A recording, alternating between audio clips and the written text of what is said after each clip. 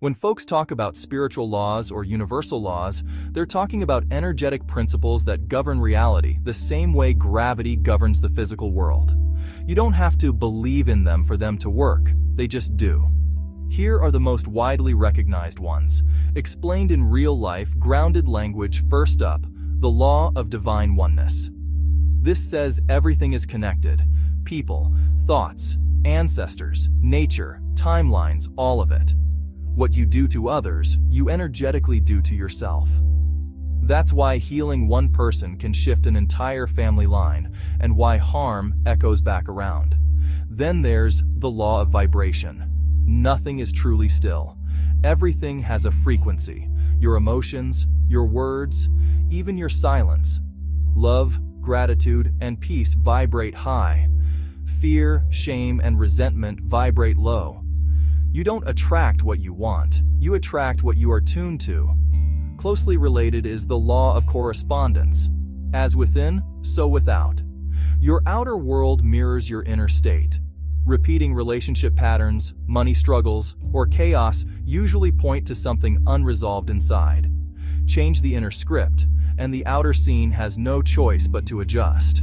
Of course, people know the law of attraction, but it's often misunderstood. It's not just positive thinking, it's alignment. Your thoughts, plus emotions, plus beliefs, plus actions must agree. You can say affirmations all day, but if your body is holding fear, the universe listens to the fear, not the words. Next is the law of inspired action. Manifestation is not passive. Signs show up, but you still have to move your feet. Spirit opens doors. You walk through them. The law of cause and effect, often called karma, says nothing is random. Every action, choice, and intention sets something in motion. It's not punishment, it's feedback.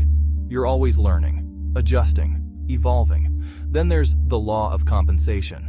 You're compensated according to the value and energy you contribute, not just money, but love, respect, peace, opportunities. If you consistently undervalue yourself, life reflects that. When you honor yourself, life follows suit. The law of relativity teaches comparison is a trap.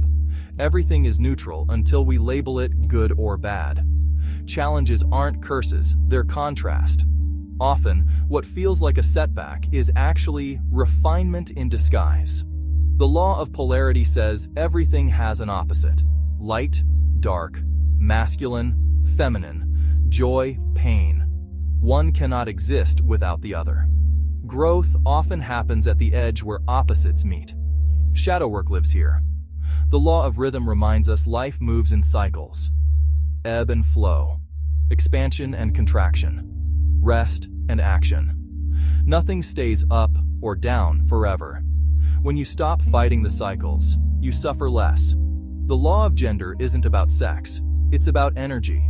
Everything contains masculine, doing, structure, logic, and feminine, receiving, intuition, creation. When one dominates too much, imbalance shows up. And finally, many traditions emphasize quietly: the law of free will.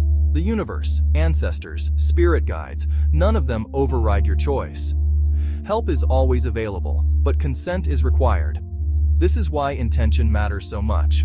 Here's the part I want you to really sit with. Once you become aware of these laws, you're no longer just experiencing life, you're co-creating it. Awareness is power, but it also comes with responsibility.